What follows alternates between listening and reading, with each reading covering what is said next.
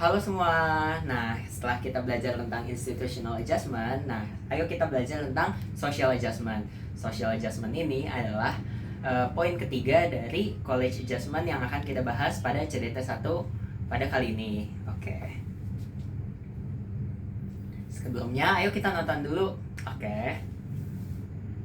Nah, kira-kira setelah nonton video tadi, apa yang bisa kalian ambil dari video tadi? Boleh satu orang mungkin kali ya? Oke, bener banget. Nah, jadi di video ini si Zahra itu kita melihat bahwa si Zahra itu kurang bergaul dengan teman-temannya, tetapi dia tidak menyikapi hal itu dengan positif, teman-teman. Nah, jadi di sini dia bukannya mencari orang lain untuk atau mencari teman untuk bisa bersosialisasi, dia malah jadi minder dan malah kayak aduh aku kayaknya kurang bisa deh di sini, aku kurang bisa. Selain itu, dia juga tidak berkonsultasi dengan profesional. Nah, itu salah satu dari hal-hal yang bisa kalian lakukan kalau kalian merasa minder atau merasa perlu support dari orang lain gitu. Nah, ayo sekarang kita mulai main game yuk. Nah, main gamenya adalah namanya personal information. Di sini kalian akan berpasang-pasangan satu dengan sebelah kalian, dan juga di game ini kalian akan menanyakan dari 3 topik yang akan aku kasih. Nah, di 3 topik ini kalian akan milih dan kalian gak boleh milihnya yang sama ya. Nah, di sini kalian akan ngobrol aja selama 10 menit dan juga kalian harus ngobrol sampai kalian dapat semua informasi tentang topik yang kalian pilih itu. Oke, kita mulai ya. Nah, pilih dari 3 topik ini. Nah, kalian bisa milih dari 3 topik ini tapi gak boleh sama, dan kalian tanya aja apapun yang kalian perlu sampai kalian paham betul 3 topik ini dari lawan bicara kalian. Oke? Nah, setelah 10 menit kalian bisa bersama teman kalian menuliskan di sticky notes kalian apa sih kelebihan dan kekurangan dari percakapan kalian yang tadi lakukan. Nah, di situ kalian bisa tulis aja nih dari lawan kalian bicara ini, kira-kira apa kelebihan yang dia punya dan juga kekurangan dalam bercakap tadi. Nah, kalau udah, kalian bisa tinggal kasih ke teman kalian, dan juga kalian bisa mengevaluasi diri, apa aja sih yang aku kurang dalam percakapan tadi, apa aja yang aku harus tingkatin, tapi apa juga yang aku punya lebih gitu. Oke? Mulai dari sekarang ya teman-teman. Nah, udah teman-teman. Nah, sekarang kita akan mengisi worksheet yang ada di meja kalian. Nah, worksheet itu berisi 2 lembar dan kalian juga bisa cari tahu sendiri apa sih kekurangan dan kelebihan dari percakapan tadi, dan juga secara keseluruhan apa sih kelebihan dan kekurangan dari speaking conversational kalian. Oke. Nah, tujuan di sini adalah mengenali strategi, kesulitan dan tantangan dalam melakukan interaksi. Jadi, menurut kalian kira-kira kalian bagusnya di mana sih kalau lagi ngobrol sama orang, atau kalian juga punya kelebihan apa, tetapi kalian juga harus memahami kalian tuh kurangnya di mana kalau lagi ngobrol gitu ya. Nah, kalian isi di worksheet kalian, waktunya adalah 5 menit. Oke teman-teman, dari tadi worksheet kan kalian udah ngisi nih. Nah, ayo kita bahas apa aja sih yang tadi kalian lakukan dan apa aja yang kalian sudah tulis di worksheet. Oke, satu orang mungkin bisa tunjuk tangan buat menyampaikan atau sharing apa sih tujuan atau hasil dari kegiatan tadi kalian. Nah, benar banget nih. Jadi dalam percakapan atau berinteraksi dengan orang baru, kita harus memakai strategi-strategi tertentu agar percakapan itu tetap mengalir dan tetap terasa natural.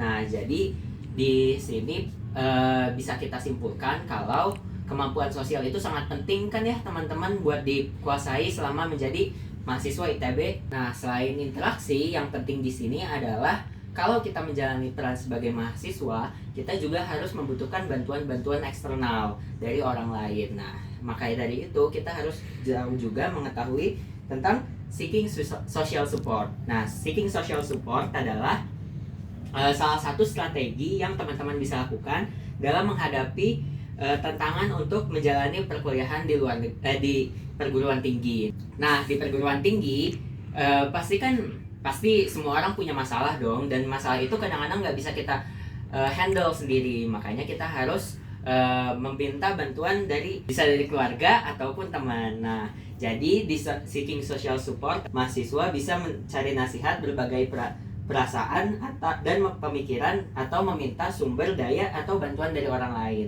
Nah, jadi kalian juga jangan takut untuk meminta bantuan ke teman kalian ataupun ke keluarga kalian, entah itu apapun, entah itu akademik ataupun tentang masalah pribadi kalian ataupun masalah-masalah lainnya gitu. Jadi karena kita sejatinya adalah makhluk sosial ya teman-teman, dan kita juga perlu bantuan dari orang lain. Oke.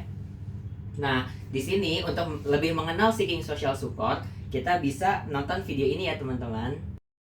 Nah, setelah menonton video tadi, coba deh satu teman-teman yang bisa menyimpulkan apa sih isi video tadi.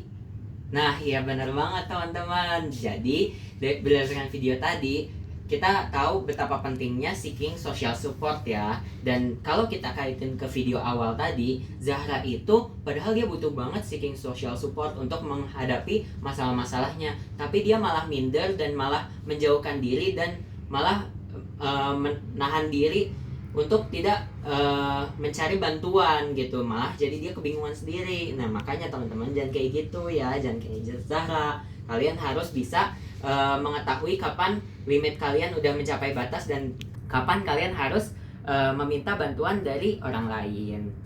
Oke, selanjutnya kita ada games nih, tapi sebelumnya kalian harus berhitung dulu 1 sampai 6 ya. Nah, kalian udah berkelompok kan? Nah, tapi sebelum kita main, kita harus tahu dulu apa yang akan kita mainin nih teman-teman. Sebelumnya, kalian pasti tahu kan kalau hubungan sosial itu dapat juga menimbulkan dampak negatif seperti perkelahian atau mungkin sosial konflik lainnya.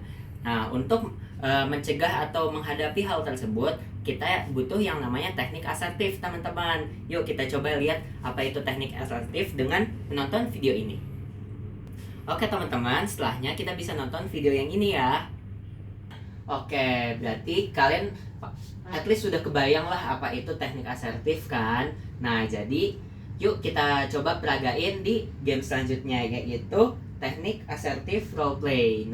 Nah, di sini berisi suatu cerita yang kalian harus lanjutin sendiri. Kelanjutannya apa berdasarkan teknik asertif. Nah, kalian di sini akan dikasih waktu 10 menit untuk berdiskusi dan juga melanjutkan naskah tersebut. Nah, terus habis itu kalian kalau sudah, kalian akan maju nih ke depan untuk memperagakan. Jadi jangan malu-malu ya. Nah, buat yang gak tampil ke depan, kalian harus menilai nih teman-teman performa teman-teman kalian yang di depan 1 sampai 3. 1 paling rendah dan 3 paling tinggi. Jangan ada yang malu-malu ya, karena ini juga bersifat untuk membangun dan juga agar kita juga bisa lebih mengerti tentang teknik asertif. Nah, kalau sudah, nanti ada skor penilaian nih dan akan diumumkan di akhir sesi pemenangnya siapa. Oke. Nah, untuk melihat kasus-kasus yang kalian dapat, kalian bisa scan ini ya teman-teman. Di sana ada file-file yang berisi kasus-kasus yang kalian harus lanjutkan dan juga buat naskahnya. Oke, sudah 10 menit teman-teman. Semoga udah selesai ya naskahnya. Sekarang waktunya tampil, dimulai dari kelompok 1. Wah, bagus banget tadi performanya teman-teman. Coba kita lihat dari kelompok lain, kalian dapat skor berapa? Oke, bagus. Oke teman-teman, kan udah semua nih kelompok maju. Ayo kita sharing apa aja sih yang kalian dapetin dan apa juga hasil dari permainan kita tadi. Oke, ternyata kelompok 2 dapat paling banyak nih teman-teman. Ayo coba kelompok 2 perwakilannya bisa jawab kenapa kalian teknik atau strategi yang kalian lakukan dalam membuat naskah tadi sampai bisa sebagus itu. Oke, tadi ada juga yang dapat 1, kalau nggak salah kelompok 4 ya. Coba teman-teman ada yang mau ngasih tahu gak kenapa kalian ngasih kelompok 4.1? Oh, benar banget. Nah, sekarang kalian tahu kan betapa pentingnya teknik asertif dalam kehidupan sehari-hari. Semoga setelah ini kalian bisa meningkatkan teknik asertif kalian dan juga dapat berguna selama kalian berkuliah nanti ya. Nah, dengan berakhirnya game ini, berakhir juga topik keempat kita tentang social adjustment. Sekarang kita akan masuk ke topik kelima ya teman-teman, yaitu personal emotional adjustment.